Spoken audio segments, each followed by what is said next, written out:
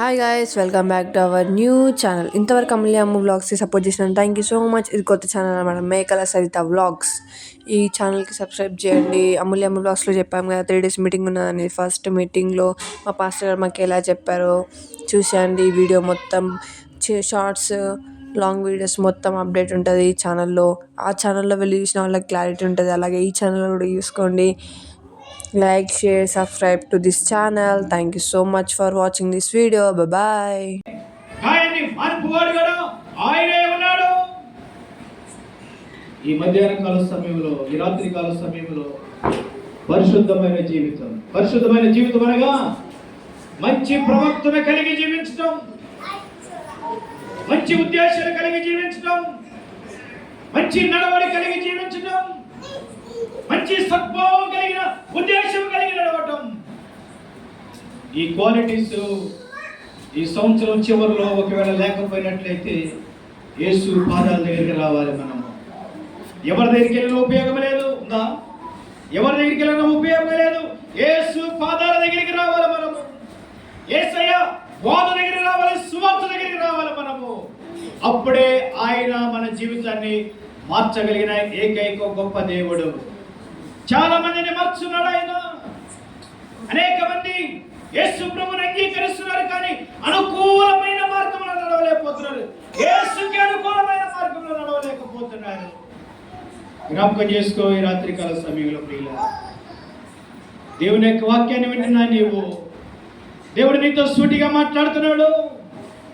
దేవుని యొక్క వాక్యం నిన్ను తాకుతున్నప్పుడు, దేవుని యొక్క వాక్యం నీతో మాట్లాడుతున్నప్పుడు, అవును ప్రభువా, నా జీవితంలో మానలేని వాటిని, పరిశుద్ధత లేని జీవితాన్ని, పరిశుద్ధత లేని జీవితం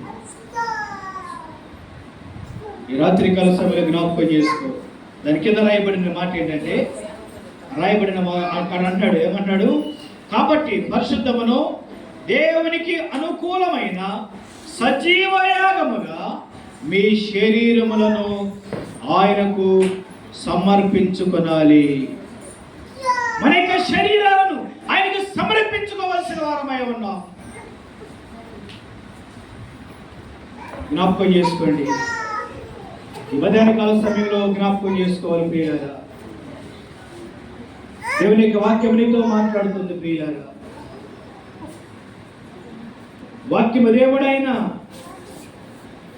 ఆయన మాటలు ఒక్కసారి విన్నప్పుడు మన జీవితంలో ఎక్కడైతే మరక ఉందో, ఎక్కడైతే మచ్చ ఉందో, ఎక్కడైతే మనం మోసం చేస్తున్నామో, ఎక్కడైతే అబద్ధాలాడుతున్నామో, ఎక్కడైతే దేవునికి దూరంగా ఉన్నామో, వాటిని విడిచిపెట్టి యేసు మార్గములకి రావాలని దేవుని యొక్క వాక్యం తెలియజేస్తుంది. వాటిని విడిచిపెట్టి దేవునికి మార్గములకు రావాలి.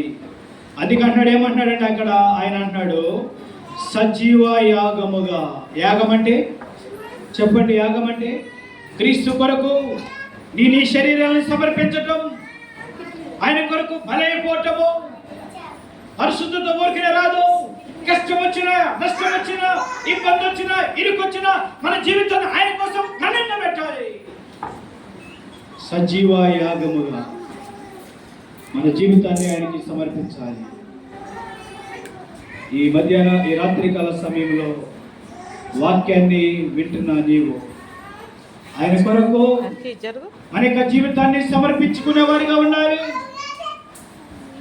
ఆయన కొరకు మన యొక్క జీవితాన్ని సమర్పించుకునే వారిగా ఉండాలి. ఏం సమర్పిస్తున్నాం మనము? చెప్పండి. దేవునికి సమయాన్ని ఏం సమర్పిస్తున్నాం?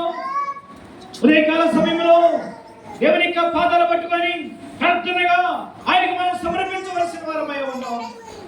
దేవుని యొక్క వాక్యాన్ని చదువుతూ మన యొక్క జీవితంలో ఆయనకి సమర్పించవలసిన వారమై ఉన్నాం.